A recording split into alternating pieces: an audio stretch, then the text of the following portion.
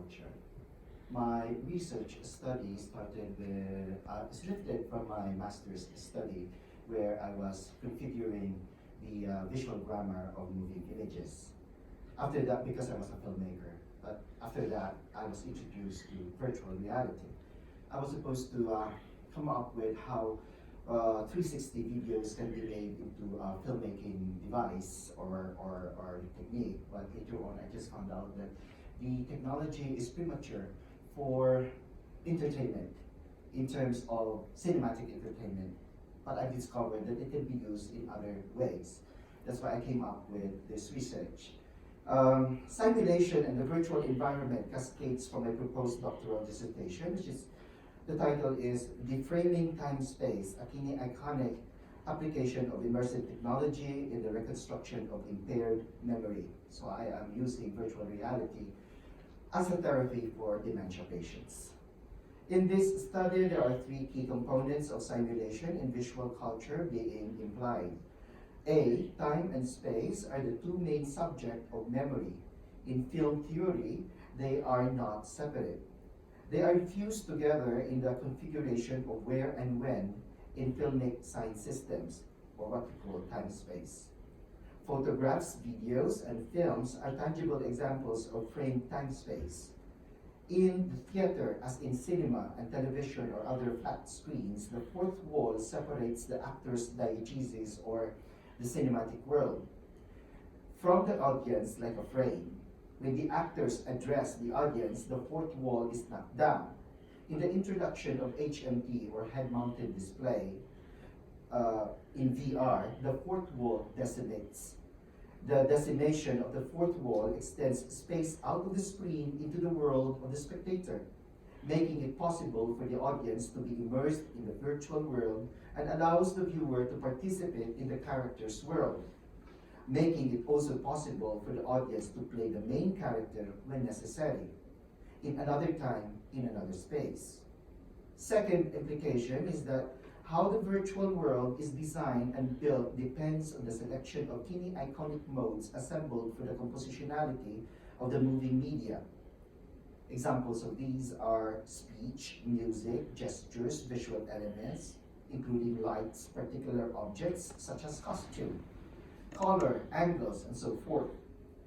Any composition of visual works such as painting, film, and photographs has a messaging purpose being materials of communication.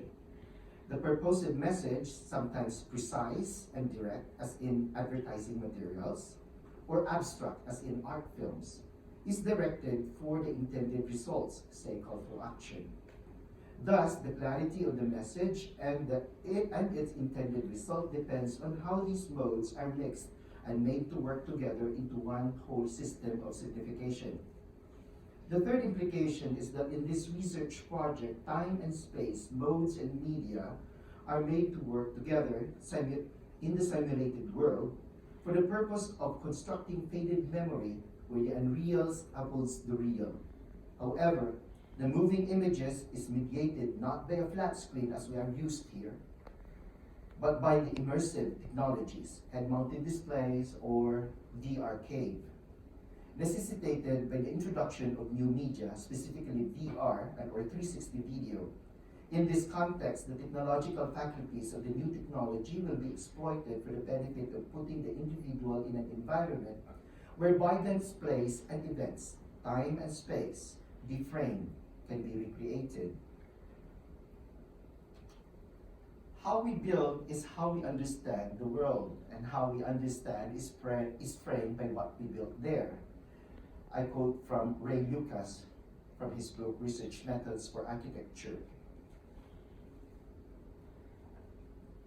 The quote implies that the architecture of virtual worlds, at least in my project, follows principles in building environments based on how the world is constructed in our minds, how we know and understand it. How such environment is built represents the knowledge and understanding of how the mind works.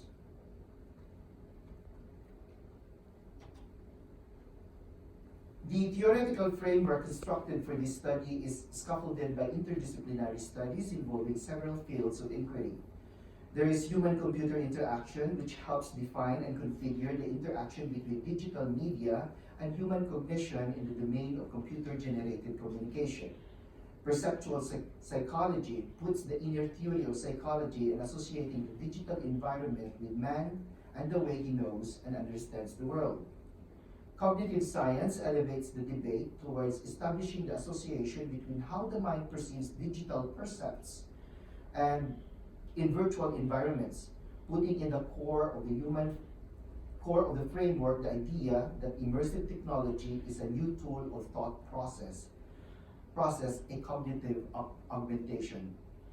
What better way to look at immersive technology but in the lens of M.A.K. Halliday's metafunction of language?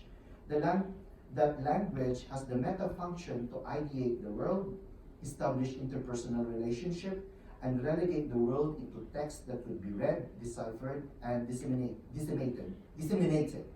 Language simulates the world.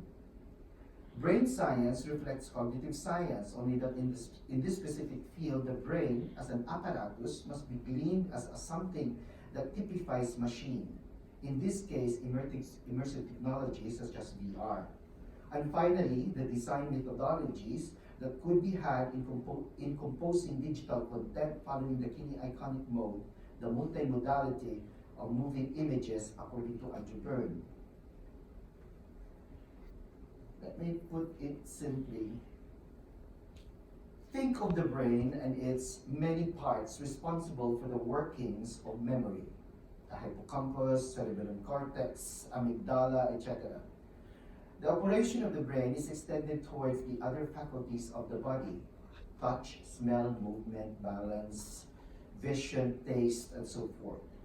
Then extends further with the help of external tools: pens to write down ideas on a paper, calculator to aid in processing large numbers, smartphones to remember our schedules, so forth and so on.